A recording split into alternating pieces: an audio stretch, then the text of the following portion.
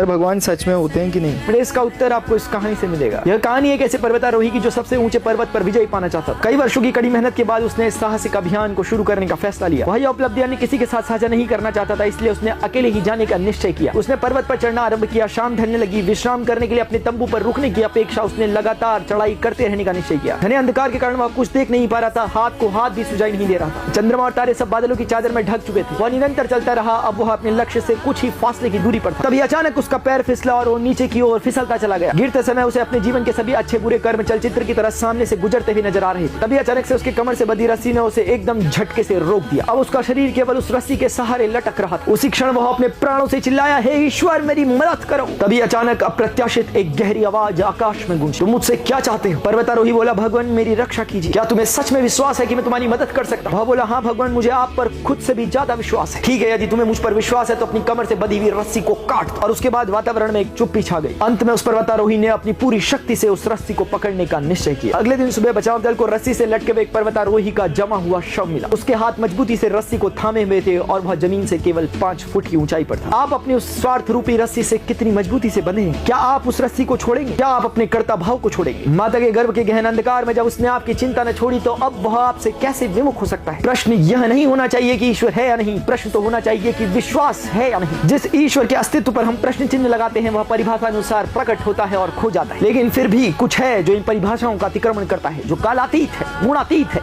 जो शून्य है, अनंत भी, जो राम में भी बसता है और रावण में भी।